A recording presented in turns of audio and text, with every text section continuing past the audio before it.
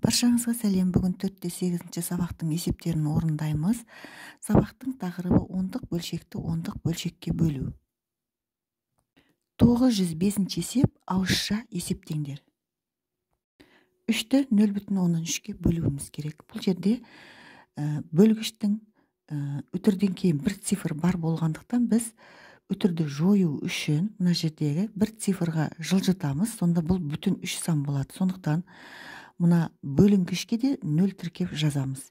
Өйткені мына жерде үтірді біреуге жылжыттық. Сонда 30-ды 3-ке бөлу керек болады. 30-ды 3-ке бөлетін болсақ 10-ға тең. Енді ауызша есептейтін болсақ қалғандарында дәл осылай орындаймыз. 5-ті 0,5-ке бөлсек 10 болады. Өйткені 50-ді 5-ке бөлсек 10. Кейінгісі 6-ны 0,1-ге бөлетін болсақ 60, 1,6-ны 0,4-ге бөлсек 4, 3,6-ны 1,2-ге бөлсек 3, 7,2-ні 0,6-ға бөлсек 12, 8-ді 0,8-ге бөлсек 10, 9-ды 0,9-ға бөлсек 100. Өйткені мына жерде үтірден кейінгі 2 цифр бар, демек мынаған 2 0 тіркейміз. 900-ді 9-ға бөлсек 100 болады. 2,5-ті 0,5-ке бөлетін болсақ, бұл жерде екі жақта да бірдей үтірден кейін бір цифр бар, сондықтан үтірді екеуінде біреуге жылжытып бүтін сан натурал сан пайда болады. 25-ті 5-ке бөлсек 5 болады.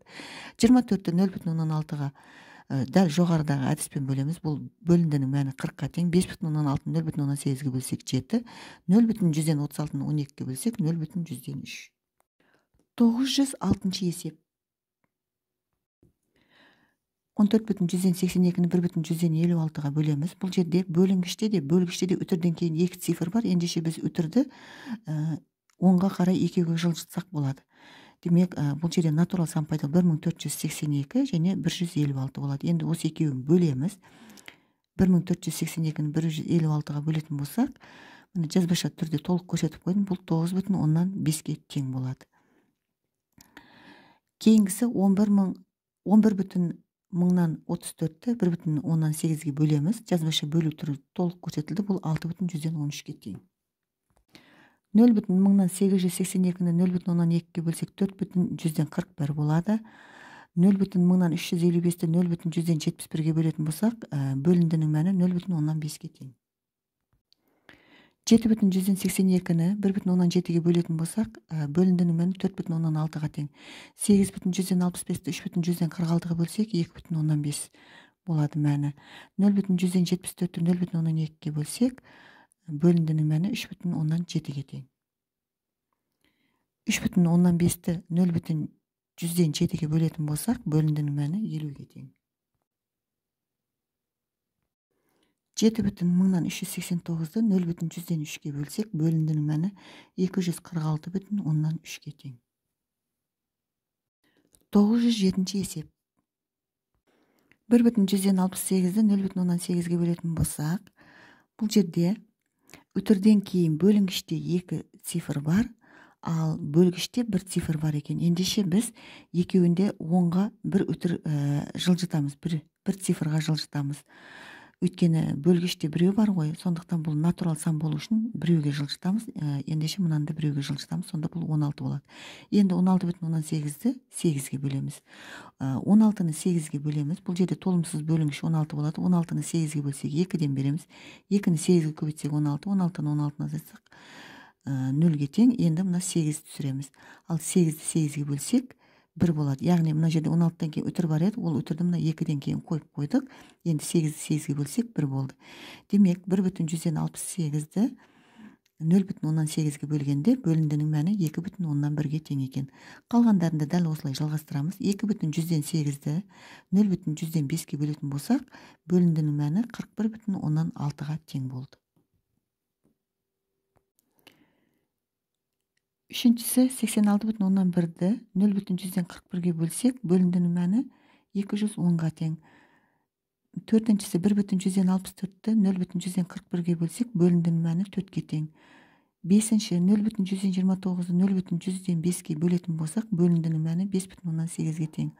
Алтыншы 20,3-ді 1,145-ге бөлсек, бөліндінің мәні 14-ге тең.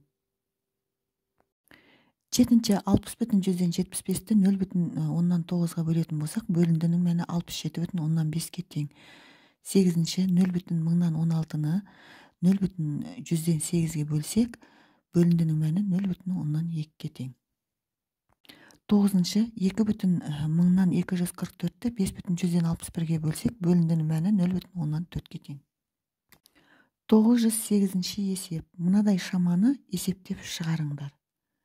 Бірінші 0,4-ті 6 килограмм, екінші 0,5-ті 3 метр, үшінші 1,4-ті 7 литр, төртінші 0,8-ті 8 километр, бесінші 0,2-ті 72 килограмм, алтыншы 0,3-ті 24 километр. Бұл шамаларды есептеп табу үшін біріншісінде мысалы 6 килограммды 0,4-ге бөлеміз. Яғни 0,4-ті 6 килограмм болса, оның қандай шама екенін білу үшін 6-ны біз 0,4-ге бөлеміз. 6-ны 0,4-ге бөлсек 15 килограмм. Бұл жерде жазбаша бөлу жолын толық көрсетіп қойдым. Ал 3-ті 0,15-ге бөлетін болсақ, бұл 6 метр демек. Бұл 6 метрдің 0,15-і 3 метрге дұрыс келеді деген сөз. Үшінші 7 литрді 1,4-ге бөлсек 5 литр. Төртінші 8 километрді 0,18-ге бөлсек 10 километр. Бесінші 72 килограмм 0,12-ге бөлсек 360 килограмм. 24 километрді 0,13-ге бөлсек 80 километр. 909-ші есеп. Тиімді тәсілмен есептеңдер. Бірінші 4,2-ның 0,15-ге көбейтіндісін 1,15 пен 0,17-ның көбейтіндісіне бөлуіміз керек. Бұл жерде біз өзімізге ыңғайлы болған тәсілмен, яғни бөлінгіштерді және бөлгішті анықтаймыз. 4,2 мен 0,17-ні қысқартсақ болады. Өйткені екеуінде де үтірден кейін бір цифр бар. Оларды жылжытатын болсақ, 42-ні 7-ге бөлу болады. Енді 42 мен 7-ні қысқартатын болсақ, 42-ні 7-ге бөлсек 6 болады, 7-ні 7-ге бөлсек 1. Ал енді 1,15 пен 0,15-ді дәл осы тәсілмен бөлеміз. Бұларда да үтірден кейін бір цифр екен, демек бір цифр оңға жылжытамыз бұларды үтірді. Ендеше мынау 15, мынау 5 болды. Енді 5-ке қысқартсақ, 5-ті 5-ге бөлсек 1, 15-ті 5-ге бөлсек 3 болады. Енді мына жерде қысқартқандағы шыққан сандарды жазамыз. 6 көбейту 1, мына жерге 3 көбейту 1 жазамыз. Енді 6-ны 1-ге көбейтсек 6-ны, 3-ті 1-ге көбейтсек 3 болады. Бөлшек сызығының бөлу амалы екенін білеміз. Сонда 6-ны 3-ге бөлсек 2-ге тең болады. Кейінгі көбейтуді дәл солай орындаймыз. Бұл жерде 2,4-ті 0,9-ға көбейтіндісін 4,15 пен 0,18-дің көбейтіндісіне бөлуіміз керек. Бұл жерде қысқаратын сандар 4,15 пен 0,9, 4,15-ге 5-тен, ал 0,9-ға 1-ден, 2,4 пен 0,18 қысқартып, 2,4-ге 3-тен, 0,18-ге 1-ден болады. Енді осы қысқарғандағы пайда болған көбейткіштерді жазамыз. 3-ге 1-ді көбейтеміз, 5-ге 1-ді көбейтеміз. Бұл 5-тен 3 болады. Ал енді 3-ті 5-ге бөлсек 0,16-ға тең болады. Яғни ондық бөлшек түрінде өрнектедік. Кейінгі үшіншісінде дәл солай орындап бардық. Бұл жерде мына көбейтулерді қысқартып, 2-ден 9 саны шықты. Бұны біз 4,15 деп ондық бөлшектерге айналдырып жаздық. Яғни 9-ды 2-ге бөлсек 4,15-ге тең. Төртіншісінде дәл солай орындаймыз. 6,14 пен 1,16-ны қысқарттық. 0,17 мен 5,16-ны қысқартып, нәтижеде 8-ден 4 саны шықты. Бұл бөлшекті біз қысқартып 2-ден 1 түріне келтіріп қойдық. Өрнектің мәні 2-ден 1-ге тең болды. Кейінгі бесіншісінде 1,15 пен 7,15 қысқарттық, 1,18 пен 7,12-ні қысқарттық. Нәтижеде 5-тен 4 шықты мәні. Ал бұл 5-тен 4-ті біз ондық бөлшек түрінде 0,18 деп жазып қойдық. Яғни 4-ті 5-ге бөліп. Алтыншысында да дәл солай. Бұл жерде 6,14 пен 0,18 қысқарттық, 1,13 пен 6,15-ті қысқарттық. Қысқартудың нәтижесінде пайда болған көбейткіштерді жазып, өрнектің мәнін таптық. Бұл 5-тен 8 саны болды. Яғни бұл жерде бұрыс бөлшек пайда болды. Енді бұл бұрыс бөлшекті біз аралас сан түріне келтіріп жазып қойдық. Яғни бұл 1,5-тен 3-ге тең. Немесе ондық бөлшек түрінде өрнектейтін болсақ, 1,10-нан 6-ға тең болады. 910-ші есеп. Біріншісі тік төртбұрыштың ауданы S метр квадрат, ені 2,3 метр. Тік төртбұрыштың ұзындығын табыңдар дейді. Бұл жерде S 17,194-ке тең. Есептің берілгенін жазып аламыз. Енін B мен белгіледік. Ауданын S тең 17,194 метр деп А ұзындығын табуымыз керек. Есептің шешуін орындау үшін әуелі біз A-ны табу формуласын келтіріп шығарамыз. Ол үшін ауданды табу формуласына, яғни ауданы ұзындығы мен енінің көбейтіндісінде тең. Осы жерден ұзындығын табатын болсақ, ол үшін ауданды еніне бөлуіміз керек. Демек, A-ны табу үшін 17,194-ті 2,3-ке бөлеміз. Бұл 7,8 метр болады. Міне жазбаша бөлу түріне толық жазып қойдым. Демек, жауабы тік төртбұрыштың ұзындығы 7,8 метр. 910 есептің екіншісі, көлемі 43,5 см куб мыс білеушенің массасы 387,5 грамм. Көлемі 1 см куб мыстың массасы неше грамм? Есептің берілгенін жазып аламыз. 43,5 см кубымыз бұл 387,15 грамм екен. Демек 1 см кубымыз неше грамм болады деп мыстың массасын есептеп табамыз. Ол үшін біз 387,15-ті 43,5-ке бөлеміз. Жазбаша бөлу түрін толық жазып қойдым. Бұл 8,9 грамм болды. Демек, жауабы 1 см куб мыстың массасы 8,9 грамм. 911 есеп біріншісі. Жайық өзенінің Қазақстан Республикасының аумағы арқылы өтетін ұзындығы 1081,8 километр. Бұл оның барлық ұзындығының шамамен 0,45-дей. Жайық өзенінің ұзындығы неше километр? Берілгенін жазып аламыз. 0,45-і 1081,8 километр болса, жалпы ұзындығы неше километр екенін табу үшін шешуін орындаймыз. Ол үшін 1081,8-ді 0,45-ке бөлеміз. Бұл 2404 болады. Жазбаша бөлу түрін толық жазып қойдым. Демек, жауабы жалпы ұзындығы 2404 километр екен. 911 есептің екіншісі, мәшиненің бөлшегі станокта жонылған соң 3,36 килограмм болды. Бұл оның станокта жонылғанға дейінгі массасының 0,84-дей. Мәшине бөлшегінің станокта жонылғанға дейінгі массасы қандай болды? Есептің берілгенін жазып, шешуін орындаймыз. Ол үшін 3,36-ны 0,84-ке бөлеміз. Бұл 4 килограмм болды. Мен жазбаша бөлу түрін толық жаздым. Демек, жауабы жонылғанға дейінгі массасы 4 килограмм болды. 912 есеп біріншісі. Кәмпит салынған қораптың сыртында 0,8 килограмм 384 теңге деп көрсетілген. Осы кәмпиттің 1 килограммының бағасы неше теңге? 0,8 килограммы 384 теңге болса, 1 килограммы неше теңге деген сұрақ қойып шешуін орындаймыз. Ол үшін 384-ті 0,18-ге бөлеміз. Бұл 480 болады. Демек, жауабы 1 килограмм кәмпиттің бағасы 480 теңге. 0,18 килограмм дегеніміз бұл 800 грамм. 912 есептің екіншісі, ұн салынған пакеттің сыртында 1,5 килограмм 105 теңге деп жазылған. 1 килограмм ұнның бағасы неше теңге?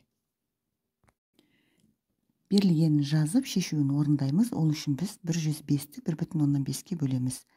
Нәтиже 70 теңге болды. Демек, жауабы 1 килограмм ұнның бағасы 70 теңге. 913 есеп, жеңіл мәшиненің бензин багының сыйымдылығы 60 литр. Ол тұрақты жылдамдықпен жүргенде 1 километр жолға 0,115 литр бензин жұмсайды. Жеңіл мәшине тұрақты жылдамдықпен жүргенде оның багы толы бензин неше километрге жетеді? Есептің берілгенін қысқаша жазып алдық. 0,115 литріміз 1 километрге жетсе, 60 литріміз неше километрге жетеді деген сұрақ қойып шешуін орындаймыз. 60-ты 0,115-ке бөлеміз шешуі деп. Бұл 400 болады. Демек, жауабы багы толы бензин 400 километрге жетеді екен. 914 есеп, өрнек бойынша есеп құрастырыңдар. Демек, бірінші өрнегіміз А мен 2,15-тің бөліндісі екен. Екінші өрнегіміз А мен Б-ның қосындысының 6,13-ке бөліндісі екен. Үшінші өрнегіміз 2,6 мен Б-ның айырмасының 0,15-ке бөліндісі. Енді біз осы өрнектерге есеп құрастырамыз. Демек, өрнекті жазып қойдық. А мен 2,15-тің бөліндісі деп, оған мынадай есеп құрастырдық. Жолаушы 2,15 км сағат жылдамдықпен А километр жол жүрді. Жолаушы осы жолды қанша уақыт жүрді? Демек, уақытты табу үшін біз жүрілген жолды жылдамдыққа бөлеміз.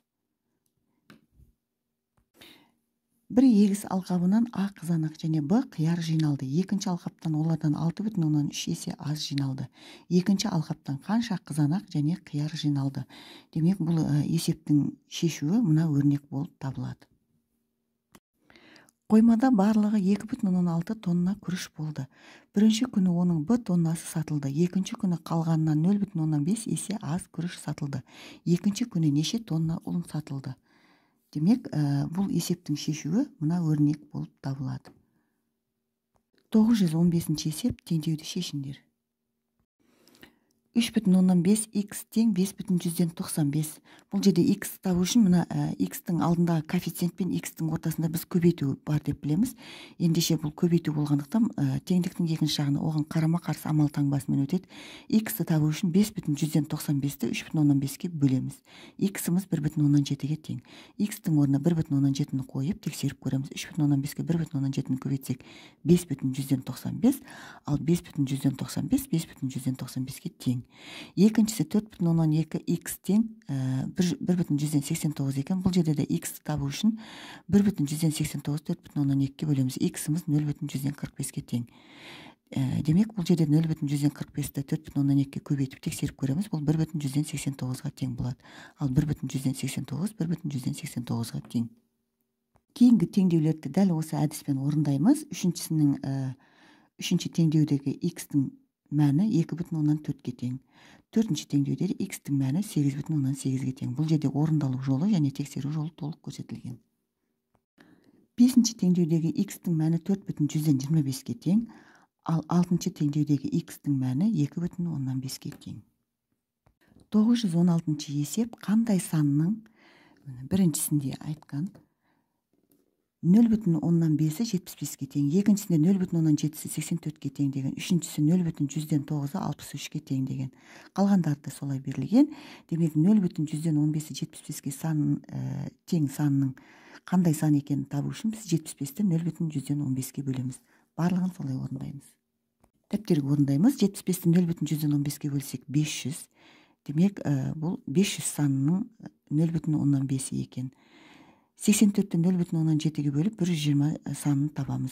63-ті 0,100-ден 9-ға бөлсек 700, 52-ні 0,100-ден 4-ге бөлсек 1300, 60-ті 0,100-ден 12-ге бөлсек 500, 81-ті 0,100-ден 27-ге бөлсек 300 болады. 917 есеп сандар тізбегінің заңдылығын тауып, оның келесі екі мүшесін жазыңдар. Бірінші сандық тізбекті қараймыз. Бұл жерде мән беретін нәрсе әрбір кейінгі мүшесімен қандай айырмашылығы бар екенін табуымыз керек. Бірінші 0,1-ден 0,15 болып тұр. Демек, 0,15-ті 0,1-ге бөліп көреміз. Бөлсек, бұл жерде 5 шығады. Ендеше, одан кейінгі 2,15-ті 0,15-ге бөліп көреміз. Үлкен санды кішісіне бөліп көреміз. Бұл жерде 5 шықты. Демек, бұл жердегі заңдылық әрбір келесі сан өзінен алдында тұрған саннан 5 есе артық екен. Демек, 5-ке көбейту арқылы тапқан. 0,1-ді 5-ке көбейтіп көреміз. 0,15 шықты. Енді 0,15-ті 5-ке көбейтсек 2,15 шығады. Оларды жазбадым. 2,15-ті 5-ке көбейтсек 12,15 шығады. Ал енді біз кейінгі екі санды табуымыз керек. Ендеше мына соңғы тұрған 12,15-ті 5-ке көбейтіп 62,15-ті табамыз. Енді бұны 5-ке көбейтіп 312,15-ті сандық тізбектегі кейінгі санды таптық. Енді одан кейінгі екіншісінде де 77, 0,17 және 0,100-ден 7 берілген. Бұл жерде де заңдылықты анықтау үшін біз 70 екен бірінші ең үлкен сан, одан кейінгі сан 7 болып тұр. Енді 70-ті 7-ге бөліп, үлкеннің кішісіне бөліп анықтап көреміз. 70-ті 7-ге бөлсек 10 болады. Демек, бұл жерде 10 есе кішірейіп тұр. 10 есе азайып тұр ғой 7 саны. Енді кейінгісіне тексек 7-ні 0,17-ге бөлсек те 10 шығады. Ендеше бұл жерде әрбір сан өзінен алдындағы тұрған саннан 10 есе кіші. Демек, кейінгі сандарды дәл сол ретпен табамыз. Мына жерде 0,100-ден 7 болып тұр. Демек, 0,100-ден 7-ні 10-ға бөлетін болсақ, 0,1000-нан 7 болады. Енді оны 10-ға бөлетін болсақ, 0,1000-нан 7. Белгісіз кейінгі табылған 5-6 сандарды мен қызыл сиямен жазып қойдым. Енді үшінші қатарда да дәл солай жалғастырамыз. 0,2, 0,122, 0,124, 0,126 екен. Бұл жерде мән беретін нәрсе, мына жердегі сан алдында тұрған саннан 0,102-ге артық болып тұр. Ендеше 0,2-ге 0,102-ні қосқан. Енді тағы тексеріп көрейік. 0,122-ге 0,102-ні қосатын болсақ 0,124 шығып жатыр. Демек бұл жердегі әрбір сан өзінен алдындағы саннан 0,102-ге артық. Демек 0,102-ні қосып, кейінгі 5-ші санды табамыз. 0,126-ға 0,102-ні қоссақ 0,128, оған 0,102-ні қоссақ 0,130. Кейінгі сандық тізбекті де дәл солай анықтаймыз. 2,4-ті 1,2-ге бөліп көрсек 2 шығады. Ал 4,8-ді 2,4-ге бөлсек те 2 шығады. Демек, бұл жерде әрбір сан өзінен алдында тұрған саннан 2 есе артық екен. Демек, келесі санды біз 2-ге көбейту арқылы табамыз. Мына жерге көбейту жолын толық жаздым. 9,6-ны 2-ге көбейтсек 19,2, 19,2-ні 2-ге көбейтсек 38,4-ге тең. 918-ші есеп бөліндіні табыңдар. 0,142-ні 0,106-ға бөлеміз. Бұл жерде үтірден кейін бөлінгіште де бөлгіште де 2 цифр бар. Демек, біз үтірді 10-ға қарай 2-ге жылжытамыз. Сонда 42-ні 6-ға бөлетін боламыз. Яғни натурал сан пайда болады. 42-ні 6-ға бөлсек 7. Қалғандарын да дәл солай жалғастырамыз. 0,36-ны 0,109-ға бөлсек 0,4 болады. Ал 1,123-ті 0,141-ге бөлетін болсақ, бөліндінің мәні 3-ге тең. 0,56-ны 0,108-ге бөлсек 0,7. Ал 0,975-ті 1,195-ге бөлсек 0,5. 5,185-ті 3,125-ге бөлетін болсақ 1,8-ге тең. Жетіншісі 4,192-ні 16,4-ге бөлсек 0,3-ге тең. 8-ші 3,2-ні 0,125-ге бөлсек 12,8-ге тең. 9-ші 9,190-ды 4,15-ге бөлсек 2,12-ге тең. 919-ші есеп амалдарды орындаңдар. Бірінші өрнегіміз 12,133 пен 7,3-тің қосындысыны 6,15-ге бөлуіміз керек екен. Амалдардың орындалу ретін үстіне жазып қойдым. Бірінші жақшаның ішіндегі амал орындалады. Оны қосатын болсақ 19,163 болады. Ал бұны 6,15-ге бөлетін болсақ 3,2-ге тең. Демек, өрнектің мәні 3,2-ге тең екен. Екіншісін орындаймыз. Екіншісінде амалдарының орындалу ретін үстіне жазып қойдым. 6 менен 2,43-тің айырмасын 4,4-тен 1-ге бөлуіміз керек екен. Бұл жерде барлығын бірдей санға келтіріп аламыз. Не жай бөлшекке, немесе ондық бөлшекке келтіруіміз керек. Бізге ондық бөлшекке келтіру ыңғайлы болғандықтан 4,4-тен 1-ді аралас санды біз ондық бөлшек түрінде өрнектедік. 4,125 деп. Енді бірінші жақшаның ішін орындаймыз. Одан кейін бөлуді орындаймыз. Демек, олардың орындалу жолын толық жаздым. Өрнектің мәні 0,184-ге тең. Екінші өрнекті де дәл солай жазып қойдым. 4,2-ден 1-ді біз 4,15 деп алдық. Өйткені 1-ді 2-ге бөліп 0,15 болады. Оған 4-ті қоссақ 4,15 болады. Орындалу жолы толық көрсетілді. Өрнектің мәні 5-ге тең. Төртінші өрнекті де орындаймыз. Бұл жерде орындалу ретін үстіне жазып қойдым. Өрнектің мәні 6,165-ге тең. Бесінші өрнектің де үстіне орындалу тәртібін жазып, барлық орындалу жолдарын толық жаздым. Өрнектің мәні 0,106-ға тең. Алтыншы өрнекті де жаздым. Бірінші жақшаның ішіндегі амал орындалып, одан кейін бөлу орындалады. Өрнектің мәні 0,4-ге тең. 920-ші есеп. Көбейту амалын орындамай-ақ өрнектердің мәндерін салыстырыңдар. Нәтижесін салыстыру белгісімен артық, кем немесе тең жазуымыз керек. 12,125 пен 122,6-ның көбейтіндісіменен 1,100-нан 225 пен 1226-ның көбейтіндісін салыстырамыз. Бұл жерде біз қалай салыстырамыз? Бірінші бүтін бөлігіне қараймыз. Мына жерде 12, мына жерде 122 екен. Сол жағындағысында. Ал оң жағысында біріншісінің бүтін бөлігі 1-ге, және бүтін натурал сан 1226-ға тең екен. Ендеше мұны екеуінде де үтірден кейін 3 цифр, мұна жақта да 3 цифр тұр. Демек, бұл барлық цифрлар бірдей болған, бірақ үтірден кейін екі жағында да 3 цифр болғандықтан бұл өрнек тең болады екеуі. Яғни көбейтулер, екі көбейту бір-біріне тең болады. Көбейткенде мәндері бірдей болады. Енді екіншісін салыстырамыз. 12,126 мен 1,227 мен 122,6 мен 12,127-ні салыстырамыз. Бұл жерде мына жақта үтірден кейін екеу, мына мен үшеу 5 цифр болады. Ал мына жақта 3 цифр екен. Ендеше бұлардың бүтін бөлігін салыстыратын болсақ, мынау 12, мынау 1, ал мынау 122, мынау 12 екен. Демек, мына оң жағы үлкен болады. Өйткені бұл жақта үтірден кейін 3 цифр тұр, ал мына жақта 5 цифр болады көбейткенде. Енді және бүтін бөліктері мынаған қарағанда артық. Енді үшіншісін салыстырамыз. Бұл жерде де үтірден кейінгі сандарды, цифрлары мына жерде 1, мына жерде 3, 4 екен, ал мына жақта 3 және мына 2 мен 5 болды. Және бүтін бөліктері мына жерде 122, ал бұл жақта 1 мен 12 екен. Ендеше мынау сол жағы артық болады. Өйткені бұл жақта үтірден кейін 4 цифр және бүтін бөлігі де артық. Одан кейінгі төртіншісін салыстырамыз. Бұл жерде үтірден кейінгі цифрлардың саны 3, 4 екен сол жағында, оң жағында 3 екен. Бірақ бүтін бөлігін салыстырып көретін болсақ, мына жерде 122 екен, мына жерде 1 екен. Демек, мына жақтың бүтін саны артық болғандықтан, және үтірден кейін 3 цифр болады, ал мына жақта 4 болады. Ендеше, мына оң жақтағы өрнек артық, яғни сол жақтағы өрнек кіші болып табылады. Осылайша есептемей жазып қоямыз. 921 есеп. Бірінші, қара өрік кептірілгеннен кейін алғашқы массасының 0,7-сін жоғалтады. 4,8 кг кептірілген қара өрік алу үшін неше килограмм қара өрік жинау керек? Демек, А нұсқа 25 кг, Б нұсқа 18 кг, С нұсқа 16 кг, Д нұсқа 19 кг.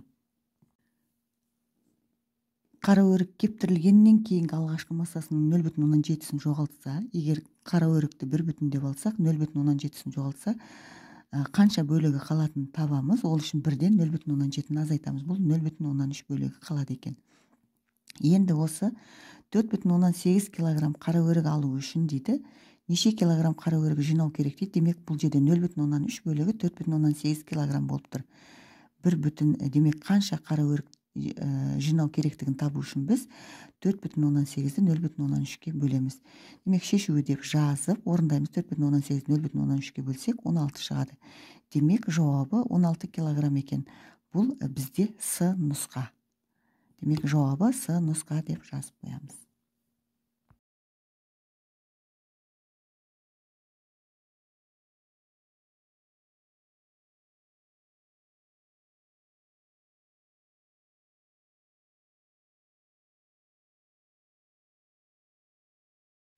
Демек, орындалатын тапсырманы 1 деп алсақ, ол 0,8-ін орындапты. Демек, орындалмаған бөлігін табу үшін 1-ден біз 0,8 азайтамыз. Бұл 0,2 болады.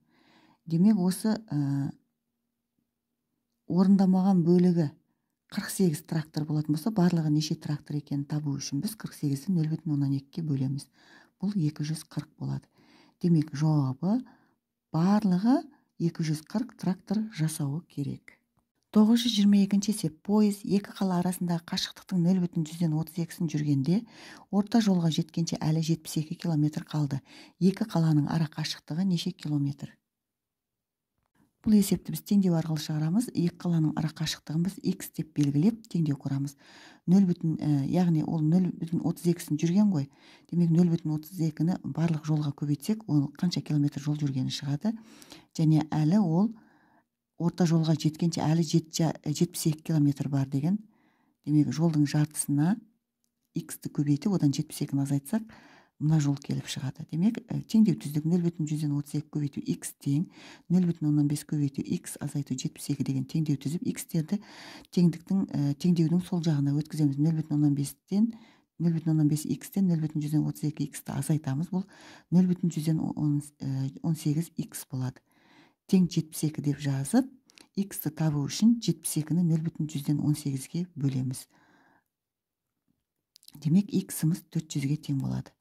Жауабы екі қаланың ара қашықтығы 400 километр. 923 есеп. Елді мекеннен станцияға бара жатқан салт атты адамға велосипедші кездесті. Кездескенден кейін 4-3 сағат өткен соң олардың ара қашықтықтары 20,85 км болды. Велосипедшінің жылдамдығы 12,6 км/сағат болса, салт атты адамның жылдамдығы қандай болғаны? Есептің берілгенін жазып аламыз. Т 4-3 сағатқа тең. Бұны ондық бөлшек түрінде өрнектейміз. 0,175 сағат болады. С ара қашықтық, олар кездескеннен кейінгі ара қашықтықтары еді. 20,185 км.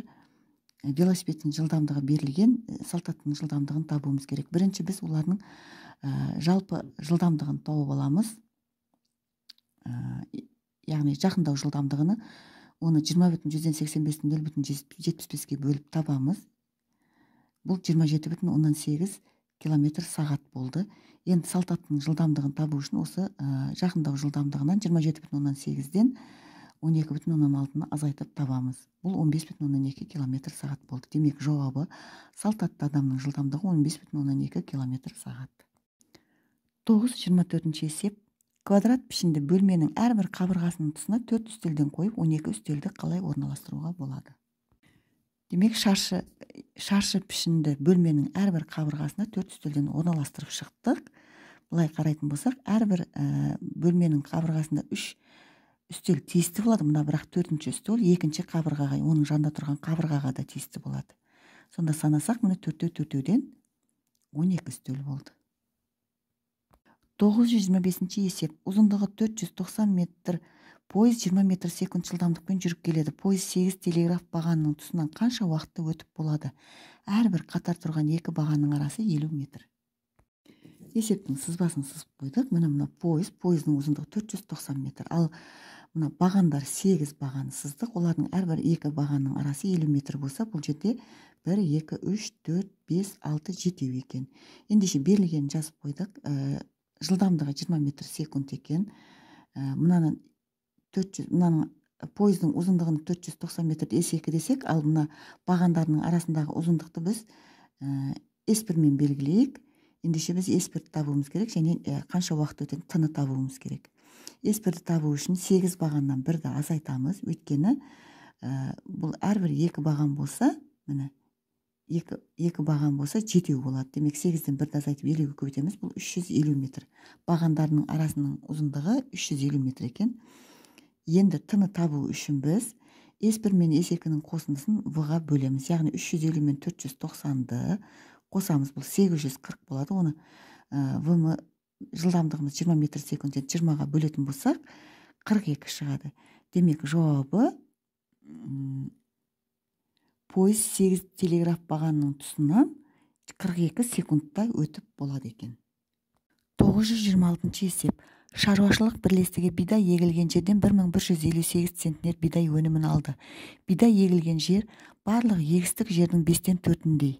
Егер 1 гектар жерден 19,13 центнер бидай өнімі алынса, шаруашылық бірлестігінің барлық егістік жерінің ауданы неше гектар? Есептің шешуін орындаймыз. 1158-ді 19,13-ке бөліп, қанша жерге бидай егілгенін табамыз. Бұл 60 гектар болады. Енді осы 60 гектардың 5-тен 4 бөлігін табамыз. Бұл 75 гектар екен. Демек, жауабы барлық егістік жерінің ауданы 75 гектар. Осымен бүгінгі сабақтың барлық есептері орындалды. Каналға тіркеліп лайк басуды ұмытпаңыздар. Сау болыңыздар.